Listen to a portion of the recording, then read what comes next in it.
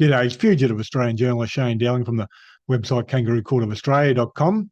Now, yesterday, Monday the 15th of May 2023, Bruce Lehrmann's barrister Steve Whybrow threw two Australian federal police officers under a bus, Emma Frizzell and Scott Moller. And we're going to watch a video of it in a minute. There's two separate pieces of video. But I'm going to read you out what Steve Whybrow said in his statement in relation to Emma Frizzell. Now, it says on page 21 of his statement, at 24.5. On the 29th of September 2022, I attended the Winchester police station with Miss Fisher, who must be another lawyer, to view the two records of interview of Miss Higgins. At the police station, I spoke briefly to Senior Constable Frizzell, and to the best of my recollection, said words to the following effect: "It's unusual for there to be two records of interview." And he also says, "I have to say, you did a better job in the second interview of cross-examining Mrs. Higgins than I ever could." And then he goes on to say, "Senior Constable Frizzell was not drawn into my attempts to engage her in conversation, etc." Now, I'll play you the video where Stephen Whybrow tries to backpedal from that. Now, if I could take you over to page 21 of your statement, which is paragraph 24.5. Yep. You refer there to attending the Winchester police station on the 29th of September last year. Yep. And speaking to Senior Constable Frizzell. Yes, I do. And you refer there to some words that you said. You said that it was unusual for there to be two records of interview. And then you said to Senior Constable Frizzell, "I have to say, you did a better job in that second interview of cross-examining Ms. Higgins than I ever could." Yes. Were you serious about that? Well, in what respect? She had not cross-examined Ms. Higgins. She didn't ask leading questions. She put statements to her and asked her to comment. You were commenting on the second record, second EICI, and complimenting Detective Frizzell on that second interview for her cross-examining Ms. Higgins in a way that was better than you ever could. That's what you said. That's what I said, and that's why I've written it down there. And did you mean what you said? The literal words? No, I didn't consider she had cross-examined, but the effect of that second interview I considered was devastating to the credibility of the complainant. Do you agree that it's not the job of police to cross-examine a complainant in an EICI? Of course.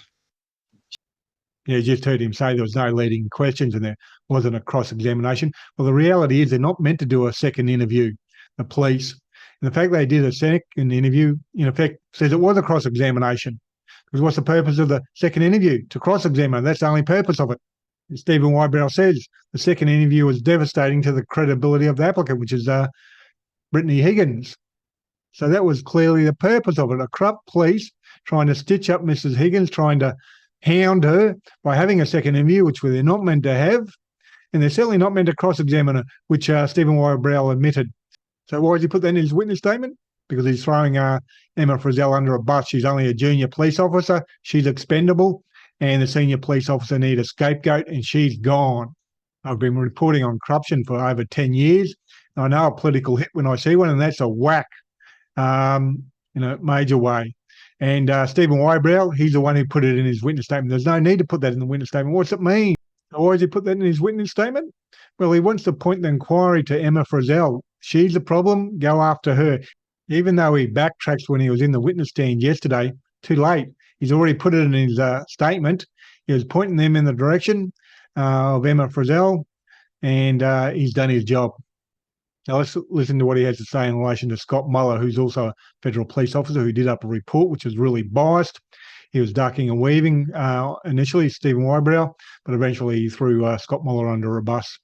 The barrister cross-examining Steve Whybrow was Shane Drumgold's barrister, Shane Drumgold was a whistleblower on the police corruption, and his barristers is cross-examining Stephen Whybrow. Could I ask you some more questions, please, about the Moller executive briefing? Do you agree that it sets out Superintendent Moller's personal views on the case? I don't know. He makes some comments. Do you agree it contains his personal views on the evidence? I don't know if it's his personal views or it's his impression of the evidence. He might have said things which don't reflect his personal view. Sometimes that's what people in this industry do. Does it appear to you that in large part he's expressing a personal view? I can't say. He's expressing concerns based on identified matters that he's raised. Do you agree that it contains only views that are negative with respect to Ms Higgins and her allegations? Off the top of my head, I can't say that. There are some references to, in the subsequent documents, to impressions of Mr Lehrmann's record of interview, etc. But in that executive briefing, you may be right. Do you agree that it did not seek to assess any of the strengths of the case against Mr Lehrmann? Like? I'm sorry, you're asking the wrong person. I didn't see there were any strengths in that case. It didn't seek to assess any of the strengths of the prosecution case against Mr Lehrmann, did it? It was Miss Higgins' word. It begins by stating that Ms Higgins is evasive, uncooperative and manipulative. I object to that question. It's a mischaracterisation of the document. In any event, yes. It's really an egregious mischaracterisation because at no point in that document is Ms Higgins described in that way as a person. And there's a very clear statement in the document that what appears from the document, it's a description about conduct or an approach during the investigation, and it's not a description of Ms Higgins as a person. So I strongly object to that document being misquoted. Yes, I don't want you to put questions in that form, Mr Tedeschi. The witness has the document in front of him. I've got the document in front of me. We all know the tenor of the document generally, and there's a point you want to make. Why don't you go to the point? Because whether Mr Whybrow accepts your particular detailed or specific characterisation of what Mr Moller wrote really won't matter to me, but you've got something substantive to put, so why don't you put it, please? Do you agree that this document, the executive briefing dated the 7th of June 2021, was very one-sided? Yes. Have you ever, as a defence counsel, been provided with a document like that previously? Can't recall a document like that. Have you ever, as a prosecutor, seen a document of that nature? I've seen documents where police have raised concerns about the strength and admissibility and adequacy of evidence, yes. Did this document assist you to formulate lines of cross-examination of Ms Higgins based upon the material in the executive briefing? It was useful in relation to a number of forensic decisions we made in the running of the trial. Now, I've written some notes on that cross-examination. You might want to watch it again even, and I'll point out the issues there.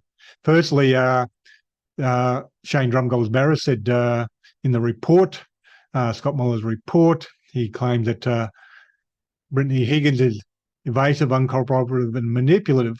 But the AFP barrister, a lady, intervened. Oh, I object. Didn't say that. Well, it does say that. What she was saying is doesn't say that expressly about Brittany Higgins. It just says that's how she conducted herself, Brittany Higgins. So it's the same thing. AFP barrister was splitting hairs by objecting. By saying it doesn't say that about Brittany Higgins, it just says that's how Brittany Higgins conducted herself during the course of the interviews.